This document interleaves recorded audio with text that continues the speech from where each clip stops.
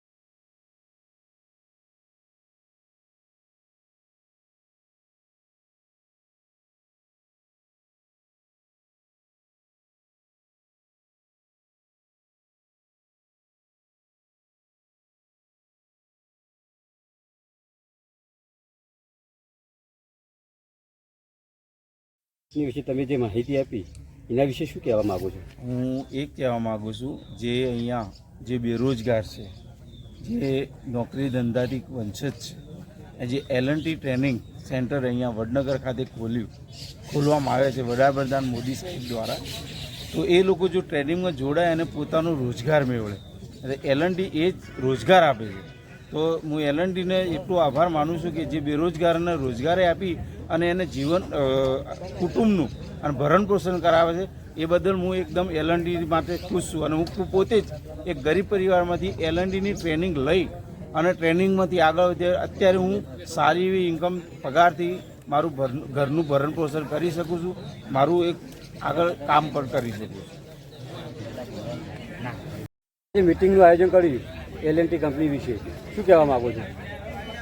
કહેવાનું એટલું કે પહેલાં તો હું કરસમપુરા ગ્રામ પંચાયતના જે સરપંચ કરા ગોમતીબેનના પ્રતિનિધિ તરીકે વાત કરું છું, વિનુજી ઠાકોર।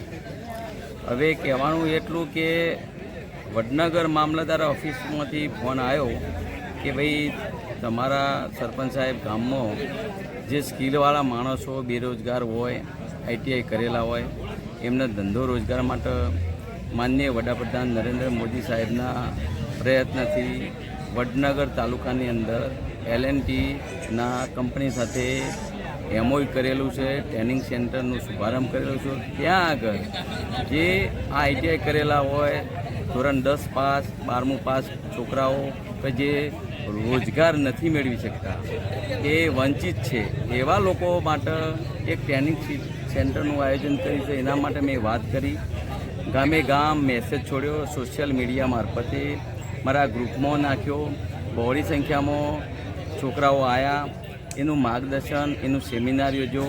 L&T કંપનીમાંથી પરમાર સાહેબ હાજર રહી અને એની સવિસ્તર માહિતી એમને આપી, એનો સ્કેલ શું રહેશે, પગાર શું રહેશે, શું કામગીરી રહેશે, નોકરીના કયા કયા લોકેશનો રહેશે, એ તમામ ડીપમાં ઊંડાણપૂર્વક એમને માહિતી આપી અને એ માહિતીથી વાકેફ કર્યા।